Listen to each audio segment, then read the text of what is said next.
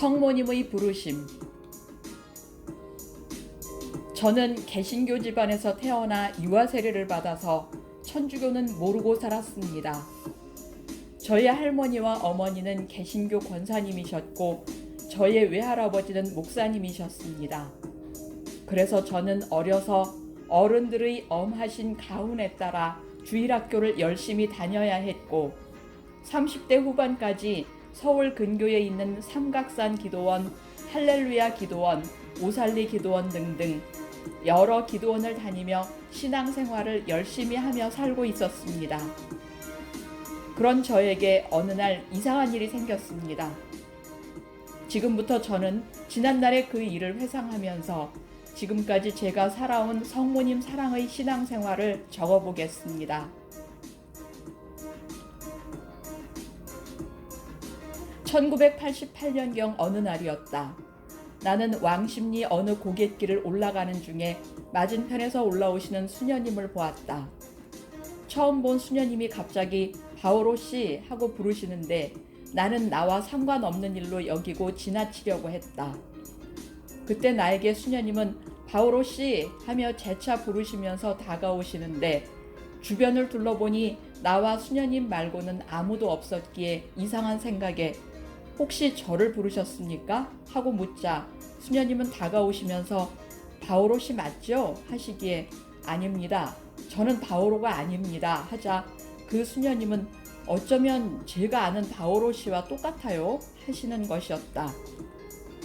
그런데 왜 그러세요? 물어보았다. 수녀님은 3일 후에 왕십리 성당에서 영세식이 있는데 장애인의 대부를 찾고 있다고 하시면서 그날 성당에 오셔서 영세식을 보라고 하셨다. 호기심에 성당도 가깝고 해서 가보고 싶은 마음이 생겼다.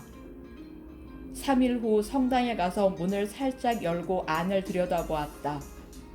저 앞 제대 쪽에 영세자들이 서 있는데 한 장애인이 몸을 부들부들 떨면서 휠체어에 누워 있는 것이다. 직감적으로 저 사람이구나 느끼고 문을 닫고 뒤돌아서서 집으로 갔다. 며칠이 지난 후 우연히 그 수녀님을 또 만났다. 왜 그날 성당에 안 오셨냐고 물으시길래 갔다가 돌아왔습니다. 하자 그러면 성당에 나가고 싶은 마음이 있냐고 하시며 며칠 있으면 성당에서 교리 공부가 시작되는데 교리 공부 해보고 싶은 마음이 있으면 왕십리 성당이 바로 요 앞이니까 같이 가자고 해서 상대가 부드럽고 상냥하신 수녀님이신지라 무심결에 그러지요 하고는 나의 신상을 묻는 대로 간단히 대답하고 집으로 돌아왔다. 며칠 후 수요일이 되자 수녀님과의 약속이 생각나서 퇴근한 후 저녁 8시 교리 공부 시간에 맞춰 왕십리 성당에 갔다. 이로부터 약 6개월 동안 교리를 받고 베드로라는 세례명으로 세례를 받았으나 한 달에 2-3번 정도만 성당에 나갔다. 그러나 왠지 주의를 지키는 것이 부담이 되었다. 그래서 결국 어느 날엔 용서받기 어려운 사고를 치게 되었는데 성모상은 다시 안 볼 것처럼 손이 잘 닿지 않는 곳에다 감추고 묵주는 멀리 내던져 버렸다. 그런데 그 후 어느 날 직장에서 퇴근하여 집으로 돌아오는 길에 걸어오다가 갑작스럽게 교통사고를 당했는데 기가 막히게도 뺑소니 사고였다. 심한 부상으로 쓰러져 있는 나는 누군가에 의해 병원으로 실려갔고 이후 한양대학병원 9층에서 약 6개월 동안 입원하면서 치료를 한 후 일상생활을 할 만큼의 건강을 회복했다. 그러나 퇴원할 때쯤은 한쪽 눈을 실명한 상태였다.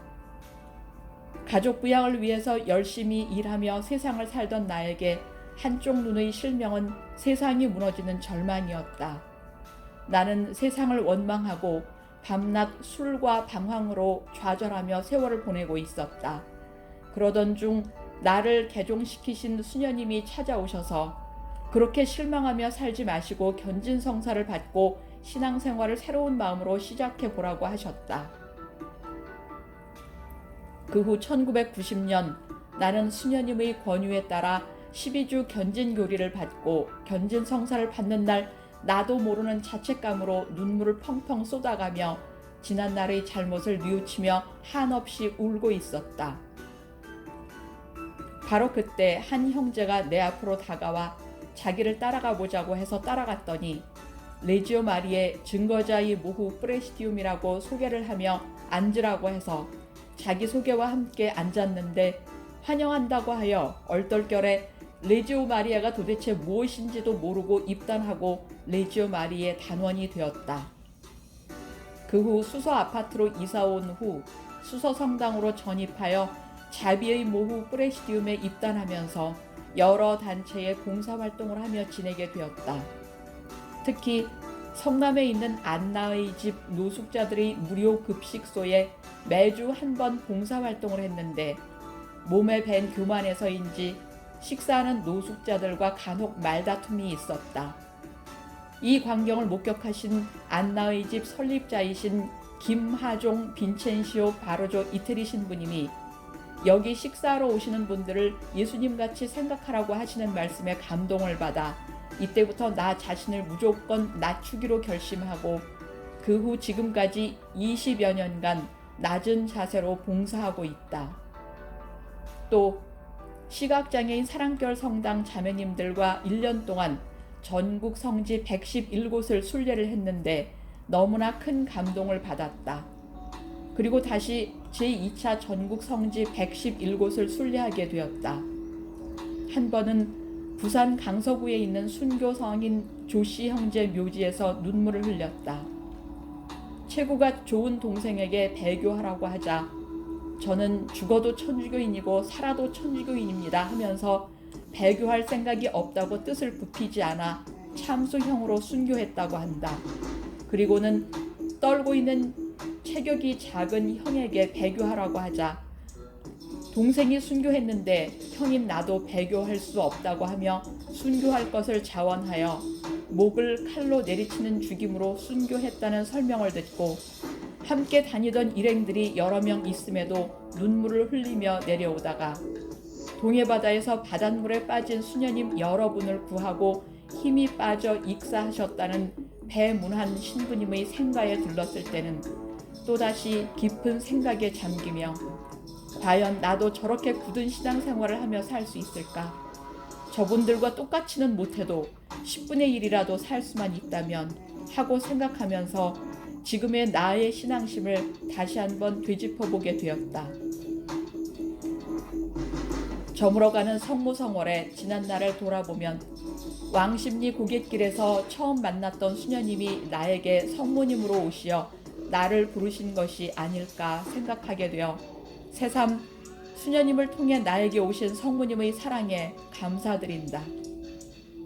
자애로우신 성모님, 보잘것없는 저를 인도해 주심에 한없이 감사드리며 묵주기도를 바쳐드립니다. 성모님 사랑합니다.